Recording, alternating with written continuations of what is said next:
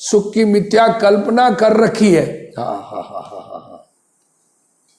क्या कह रहे हैं? खोटी कल्पना सुख की अज्ञानी जीवों ने कर रखी है। हाँ। बाहर में किसी पदार्थ में सुख नहीं है। सुख चाहिए तो अपने आत्म स्वरूप में जाना पड़े और उसी से सुख मिल सकता है। हाँ।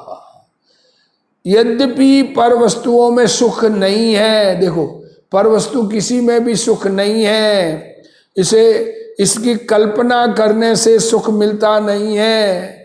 मान लिया हमने इसमें से सुख मिल जाएगा तो सुखी नहीं हो जाएंगे। पर वस्तुओं में कहीं पर भी सुख नहीं है, कभी पर वस्तु में सुख देखा भी नहीं गया। कोई बाहर के पदार्थ में से कहीं सुख देखा गया क्या? फिर भी मूढ़ता के कारण वैसी कल्पना कर लिए। खुद ने कल्पना अनादि से अज्ञानी मिथ्या दृष्टि ऐसी कल्पना किया करता है। अयथार्थ को यथार्थ मान लेने से परिभ्रमण का दुख दूर नहीं हो सकता। खोटे को सच्चा मानने से संसार परिभ्रमण नहीं मिट सकता। चार गति संसार पूरा दुख रूप है, वो चार गति का दुख मिट नहीं सकता। जब तक अपने अंतरंग में खोज न करे, अपने आत्मा में विकारों को न मिटावे, आत्मा में भाव कर्म का नाश न करे, तब तक सुख नहीं हो सकता। अज्ञानी को सुख स्वभाव की खबर नहीं है। देखो जब तक सच्चे गुरु न मिले, सच्ची बात सुनाने वाले न मिले, तब तक सुख की खबर नहीं है। इसलिए वह स्वभाव से विरुद्ध भाव कर रहा है। क्या करें? आत्मा के स्वभाव से विरुद्ध भाव कर रहा है और इसलिए 8 कर्मों का बंधन होता है तथा आकुलता का भोग किया करता है। देखो क्या करें? पर पदार्थों में सुख मानकर उसके पीछे भागता है और उस भागने के पीछे आकुलता होती है, उसके दुख का भोग करता है, सुख कभी मिलता नहीं है। क्या कह रहे हैं? देखो यदि वह स्वभाव का भान कर ले, यदि आत्म स्वभाव सन्मुख हो जाए, अपने स्वभाव को समझ ले, सुख अपने ज्ञान स्वभाव में होने पर, परिणमन होने पर मिलता है। ज्ञान स्वभाव रूप परिणमन होने पर भाव कर्म राग द्वेष मोह का अभाव होता है। जितना अभाव हो उतना सुख, ये बात समझ ले। और स्वभाव के विरुद्ध जो राग द्वेष भाव है उनका नाश करे। क्या करे? जो स्वभाव से विरुद्ध राग द्वेष भाव है उनका नाश करे तो सब कर्म दूर हो जावे और दुख मिटकर सुख हो जावे। चाहिए सुख? जिनको सुख चाहिए उनको ये उपाय करना है। अब सुख सबको चाहिए तो सबको ये उपाय करना है। आज समझ में आवे कि इस उपाय से सुख मिलेगा, कल समझ में आवे, 50 वर्ष बाद समझ में आवे, अगले भाव में समझ, जिस दिन समझ में आएगा उस दिन सुख के मार्ग पर जीव लगेगा। जो पर से सुख प्राप्त करना चाहता है वह मूढ़ है। क्या कह रहे? जो अन्य द्रव्य से अपने सुख को मानता है कि बाहर के पदार्थों में से कहीं से सुख मिल जाएगा, मेरे पास धन है, लाख रुपया है तो 5 लाख हो जाए तो सुखी हो जाऊं, 5 का 10 लाख हो जाए तो सुखी हो जाऊं, 10 का 20 हो जाए तो सुखी। कोई एंड नहीं है, अंदर में लगता ही है कि इतना हो जाएगा। मृग तृष्णा कहते हैं ना जिसको, मृग तृष्णा, मृग आगे जल दिखता है कि इतना दौड़ूंगा तो जल मिल जाएगा, उससे आगे दौड़ूंगा तो जल मिल जाएगा। ऐसे बाहर में मृग तृष्णा करे भले ही बाहर के पदार्थों में, उनमें सुख की चाहना ही पागलपन है, मूढ़ता है। यह मानना मूढ़ता है कि जगत में मेरा आदर हो तो मुझे सुख हो लो। तो क्या कह रहे हैं? बहुत बढ़िया बात गुरुदेव श्री ने कही दी है कि हमारी ये मान्यता कि मुझे प्रेस्टीज इज्जत मिले तो मैं सुखी हूं, मेरी इज्जत खराब कर दी, मेरी प्रेस्टीज खराब कर दी, मेरा कोई मानता नहीं है, अरे वो मानेगा तो मैं सुखी हो जाऊंगा, ये मान्यता ही मूढ़ता है। क्या कह रहे? देखो यह मानना मूर्खता है कि जगत में मेरा आदर हो तो मुझे सुख हो। कितनी बढ़िया बात, ऐसी बात अंदर में ये विचार कर लें हम कि बाहर में दुनिया हमको अच्छा कहने से हम सुखी हो जाएंगे, ऐसा है नहीं। इसका क्या अर्थ हुआ कि जगत के लोगों से प्रशंसा चाहने का परिणाम मिट जाना चाहिए। हमें जगत के लोगों से सुख मिलेगा, दुनिया मुझे अच्छा कहेगी तो मैं सुखी हो जाऊंगा, ये मान्यता ही खोटी है। क्या कह रहे हैं गुरुदेव जी ने एक ही लाइन में, देखो, यह मानना मूर्खता है कि जगत में मेरा आदर हो तो मुझे सुख हो। पर के द्वारा मान अपमान से कहीं आत्मा को शांति थोड़ी होने वाली है। देखो, दुनिया कोई इज्जत करे न करे, उससे हमें आत्मा में शांति मिलेगी? आत्मा में तो ये इज्जत चाहिए, इस भाव का अभाव होगा तो शांति मिलेगी। क्या करें? दुनिया कोई मान दे, अपमान करे, अंदर में हमारे परिणाम ऐसे चलते हैं कि मुझे बात ही नहीं की, मुझे समझाया ही नहीं, मुझे मेरी बात मानी ही नहीं, मैंने कहा तब तो नहीं माना और अब वही काम करने लगे। अरे क्या हो साहब, मैंने इतना रुपया खर्च किया तो मुझे इतनी इज्जत तो मिलनी चाहिए। मैंने 5 लाख दान दिया और अगले ने लाख रुपया दिया और लाख रुपए वाले की तो स्टेज पर ऊंचा बैठाया और मुझे तो बैठाया ही नहीं स्टेज पे। उससे सुख हो जाएगा? विचार करना चाहिए तो सुख ना हमको। ये इच्छा मिट जाए कि किसी और के कारण से कोई और मुझे इज्जत देगा तो सुखी हो जाऊंगा, या किसी ने मेरी बेइज्जती कर दी तो दुखी हो जाऊंगा। ये मान्यता ही दुख का कारण है। ये मान्यता का अपने अंदर में अभाव हो तो सुखी हो। बाहर में कोई मान अपमान करे तो सुखी होते नहीं है, उससे आत्मा की शांति नहीं होती। शांति होने पर सुख, आत्मा की शांति मिले तो सुख होता है। राजा इत्यादि को बहुत से आदमी राज दरबार में क्षमा क्षमा करते हैं। क्या कह रहे? महाराजा जी बैठे हैं, महाराज जी राज, और लोग आगे क्षमा क्षमा क्षमा क्षमा। बहुत बड़ा इंडस्ट्रियलिस्ट हो, खूब मजदूर काम करते हो, खूब नौकर चाकर हो, सब अरे साहब आप तो बहुत महान, आप सब बड़े हैं। है उनको, वो राजा महाराजा को तो गुजारा, उनको लाके उल्टा धन दे के भी क्षमा क्षमा करते हैं।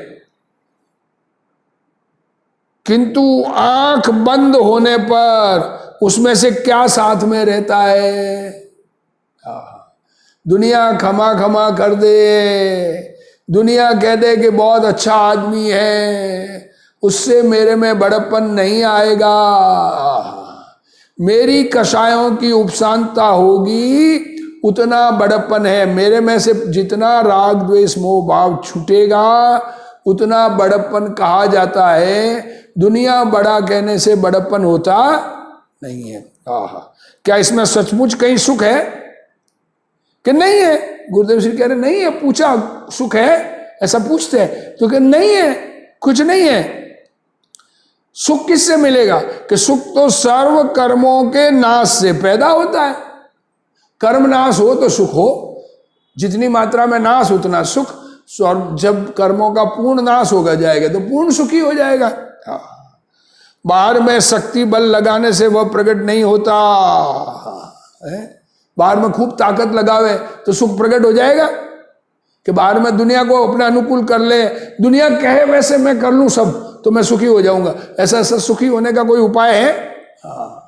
दुनिया के कहे गए लोग के तुमने ऐसा किया इसलिए ऐसा ऐसा हुआ, तुमने ऐसा नहीं किया तो वैसा कर लेंगे तो सुखी हो जाएंगे। अब दृष्टांत दे रहे हैं, ताला खोलने के लिए शक्ति या बल की आवश्यकता नहीं। क्या कह रहे हैं? घर के अंदर घुसना है, बाहर से आए हैं, ताला बंद है, अब ताला खोलने के लिए अब ताले को कितनी ताकत लगाएंगे तो खुल जाएगा? है क्या कह रहे? हथौड़े से ताला नहीं खुलता किंतु टूट जाता है। क्या कह रहे हैं? अब हथौड़ा लेके ताकत लगाओ, तोड़ो तो टूट जाएगा, खुलेगा नहीं। ताला खोलना है ना, तो किससे टूटेगा? और युक्ति पूर्वक चाबी लगाई जाए तो वह सुगमता से जल्दी खुल जाता है। चाबी को तरीके से लगाएंगे तो खुल जाएगा। अगर चाबी लगाओ और नहीं खुले तो भी तरीके से लगाने से खुलेगा। आड़ी टेढ़ी चाबी लगाई तो भी नहीं खुलेगा, कितना ही जोर लगा तो चाबी टूट जाएगी। इसी प्रकार 8 कर्मों का नाश किए बिना, आत्मा में भाव कर्म है और भाव कर्म के निमित्त से द्रव्य कर्म का बंध होता है। वो द्रव्य कर्म का बंध छूटे बिना, अर्थात विकारी भाव का नाश किए बिना बाह्य के प्रयत्न से सुख प्रकट नहीं होता। सत्य को समझने की आवश्यकता है। देखो अब क्या कह रहे हैं, क्या कह रहे हैं, बात ये बात समझ, सत्य समझने की जरूरत है। अपनी बात देखो, हमें कोई काम करना है और उस काम करने में सरकार का क्या कानून है, ये कानून समझे बिना अगर काम करेंगे तो सरकार के गुनहगार बन जाएंगे, क्योंकि बनने के चांस पूरे हैं, क्योंकि मालूम नहीं ना क्या कैसे करना है। और अगर मालूम पहले समझदारी करें तो गुनहगार नहीं बनेंगे। तो उसी प्रकार सत्य जो है, वस्तु स्वरूप क्या है, ये कहा मानने की बात नहीं है, समझने की जरूरत है। खुद के अंदर में समझ पैदा करनी, खुद समझन का पिंड है, समझने की शक्ति धरता है। गुरुदेव श्री कह रहे हैं उसको समझने की आवश्यकता है। शरीर की खूब क्रिया करो, अब समझे तो नहीं। और जब सब गुरु कर रहे हैं, गुरु उपवास कर रहे हैं, हम भी उपवास कर लेते हैं। भगवान ने इतने उपवास किए, हम भी कर लेते हैं। आदिनाथ भगवान ने 12 महीने उपवास किए ने, तो हम भी 12 वर्षी तब कर लेते हैं। ऐसा 12 महीने का उपवास कर लो, उससे सुख मिलने वाला नहीं है। सुख चाहिए तो कर्म का अभाव किस प्रकार हो, इस बात को समझने की आवश्यकता, सत्य को समझने की आवश्यकता है। शरीर की खूब क्रिया करो, मंदिर जाके पूजा करे, दुनिया लोगों को दान दे, गायों की रक्षा करे। नहीं करना, ये सब काम नहीं करना ये नहीं कह रहे, पर इन सब काम करने से सुख नहीं मिल सकता है। शरीर की खूब क्रिया करो, उससे सुख प्रकट हो जाएगा। इस प्रकार के व्यर्थ बल से किसी का सुख प्रकट नहीं होगा। शरीर का कुछ काम करने से सुख मिल जाएगा, ऐसा व्यर्थ का बल लगावें, उससे सुख होने वाला नहीं है।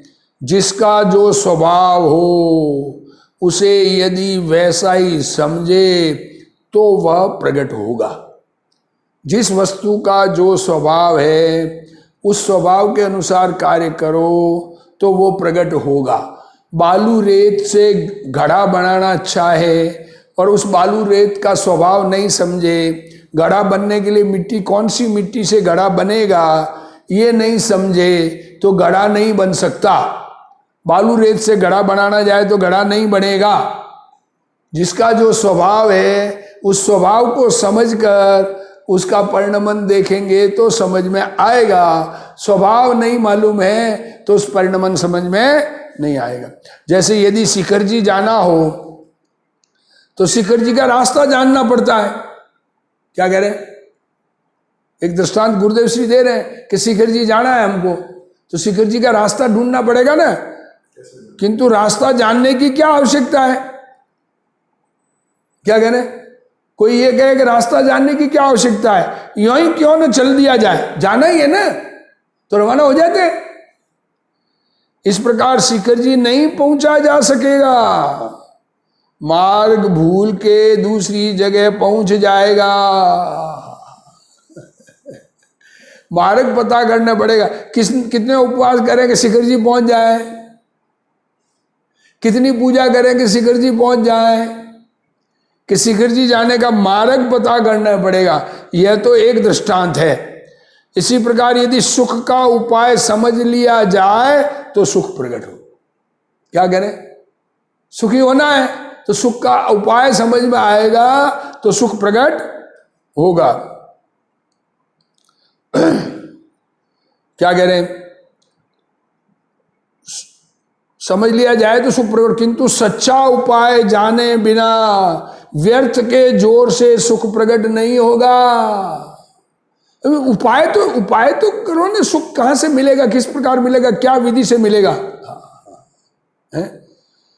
स्वरूप नहीं समझा, जे स्वरूप समझा विना पाम्यो दुख अनंत। क्या कह रहे हैं? स्वरूप नहीं समझा, ये सदगुरु समझा रहे हैं। समझाव्यूं ते पद नमू श्री सदगुरु भगवंत। सुख कर्मों के नाश से प्रकट होता है। अब कर्म मिटने से सुख होगा। अब कोई ये कहे कि उपवास करने से कर्म कटते हैं, अब किस प्रकार कटते हैं, उसकी विधि तो समझ में आनी चाहिए ना। उपवास किया तो कर्म किस विधि से कटता है, ये नहीं समझ में आएगा तो कर्म तो कट नहीं रहे। मानेगा कि उपवास से कटता है, गुरु ने ऐसा कह दिया। कर्म का नाश चारित्र से वीतराग दशा से होता है। क्या कह रहे हैं? कर्म का नाश किससे होगा?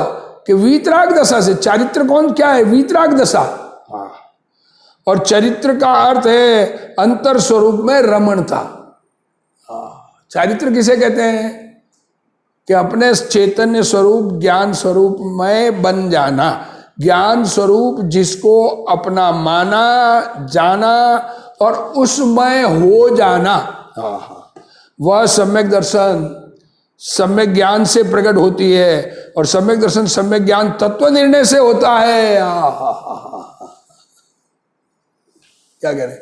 सम्यक दर्शन सम्यक ज्ञान तत्व निर्णय से होता है। इसके सिवाय अन्य किसी भी प्रकार से कभी भी सुख प्रकट नहीं होगा।